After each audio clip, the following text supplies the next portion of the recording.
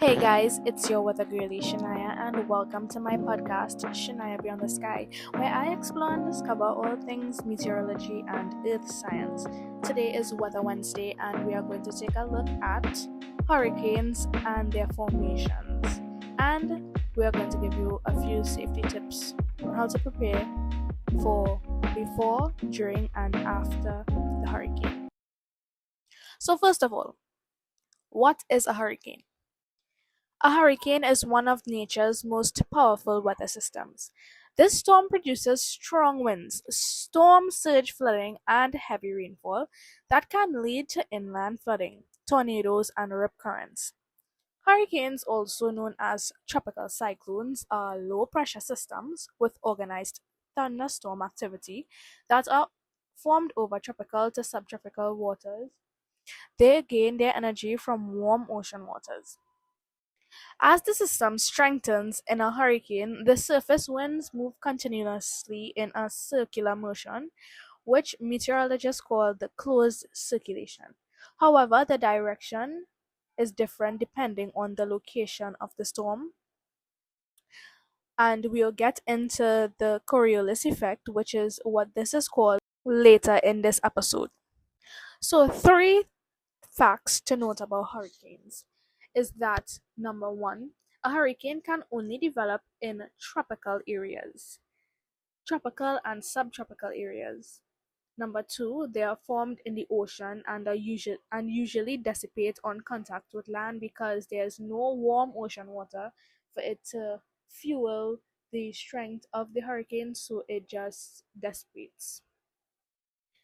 And number three, the center of the hurricane is called the eye, and this is actually the calmest part of the hurricane, while outside of the eye is the eye wall, and this is where the winds are the strongest with dense clouds. So now we are going to go into the formation of a hurricane. And for a hurricane to form, there must be very specific conditions present. And these are the steps that include the formation of a hurricane. So number one, warm ocean water. I mentioned this a lot of times in the little while I have been talking here. The sea surface temperature must be at least 26.5 degrees Celsius or 80 degrees Fahrenheit to provide enough heat and moisture for the storm. And warm water causes evaporation, adding moisture into the air. So this builds clouds over and over and dense clouds. And we talk about cloud formation in earlier episodes, so you understand what I mean if you listen to those. So number two, the rising warm moist air. This is also known as convection. As the warm air rises, it creates a low pressure area and more air rushes to replace it, also warming and rising. Number three, formation of thunderstorms. The rising moist air cools and condenses, forming clouds and thunderstorms. This process produces latent heat, which fuels the storm further. Number four, the Coriolis effect, and this is the rotation, what gives the hurricane movement and the circular motion. The Earth rotation causes the storm system to spin, and this is essential for organizing the storm system into a cyclone. So, a brief explanation of what the Coriolis effect is that it makes things like planes and currents of air appear to move curved as opposed to in a straight line. It causes different parts of the earth to move at different speeds, and as for hurricanes, it causes those formed in the northern hemisphere to move anti-clockwise, while those in the southern hemisphere move clockwise. Number five, this would be the development of the tropical depression. So if winds reach 39 meters per hour, which is 63 kilometers per hour, it is called a tropical depression. And tropical cyclones are classified by their maximum speeds.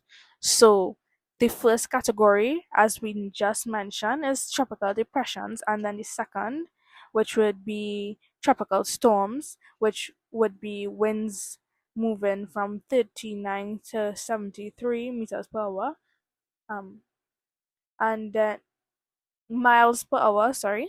And then we have hurricanes, which would be winds exceeding 74 meters per hour. And then we have number six, strengthening into a hurricane. If the winds exceed 74 meters per hour, it becomes a hurricane, a tropical cyclone, or a typhoon, depending on the Earth's location. And then number seven, finally, movement and landfall. Hurricanes are based on global wind patterns. When they hit land or colder water, they weaken because they lose their energy source, which is warm water, and we explained that in the beginning. Hurricanes are measured by categories. Do you ever realize if you have been through a hurricane, it has category one, category two, category three, and so on. But the highest that it could ever go is category five, and that is like mass destruction. So now I'm going to talk about the different categories and how it's measured and the different damages and the things we can expect in those categories.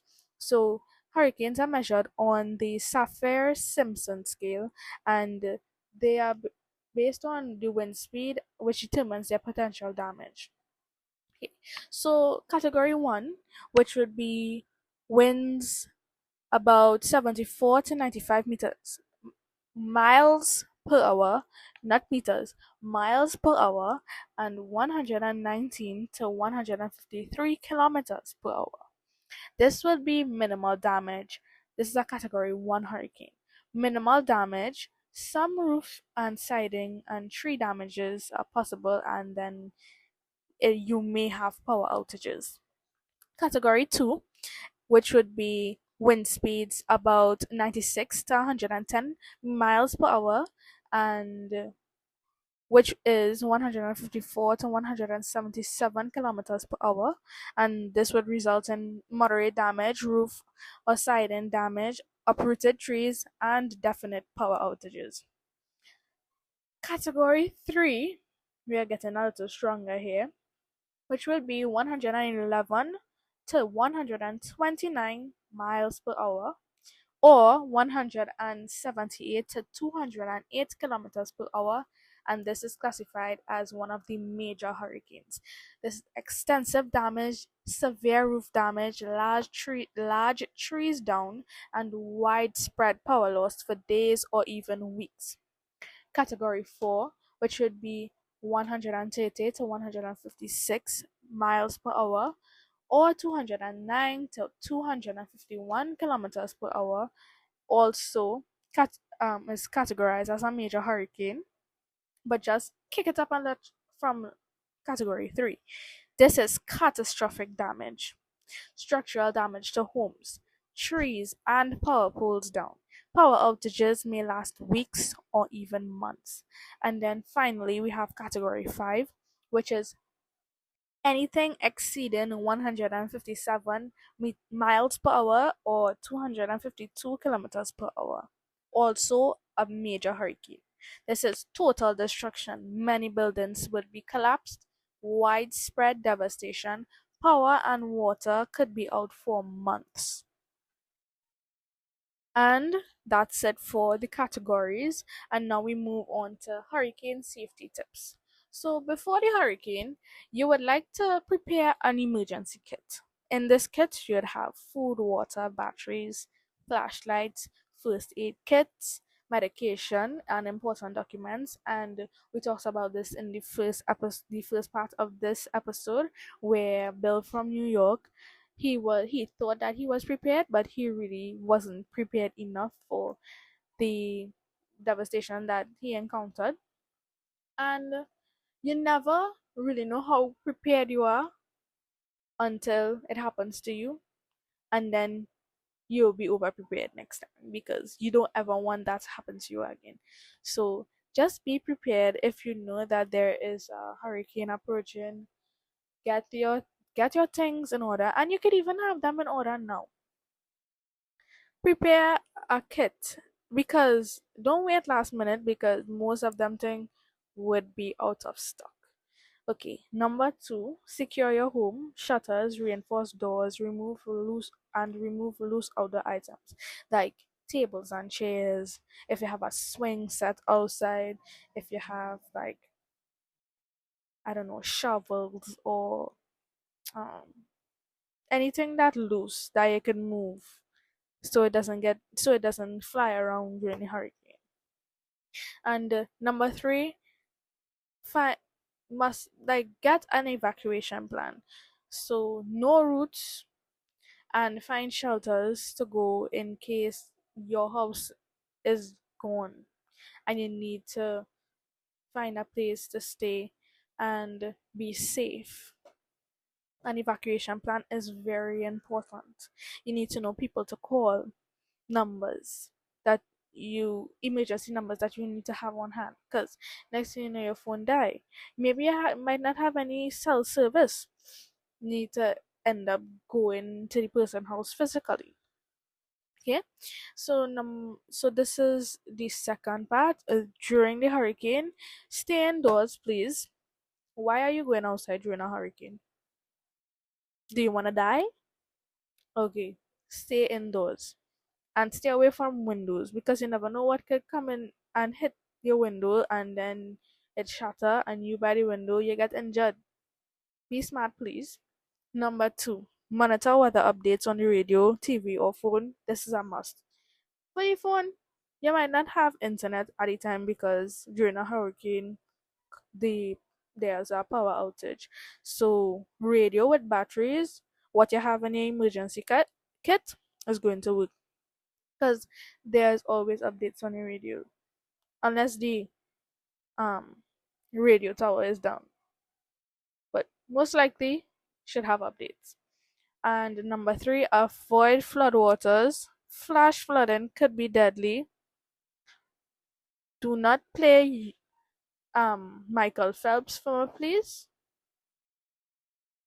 A hurricane is a very serious thing, and the waters does be have a current and it does move very fast.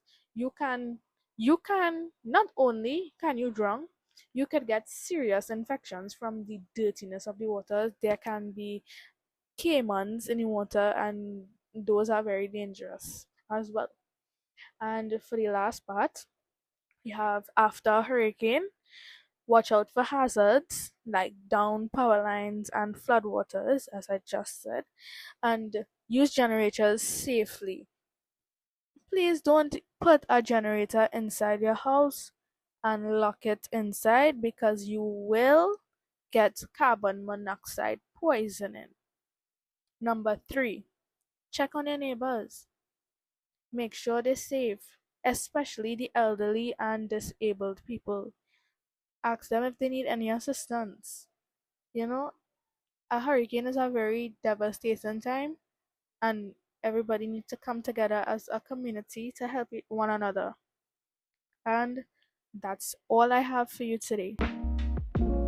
Well, that's a wrap for this podcast today. Stay tuned for next week's Weather Wednesday episode and look out for more daily weather updates every single day.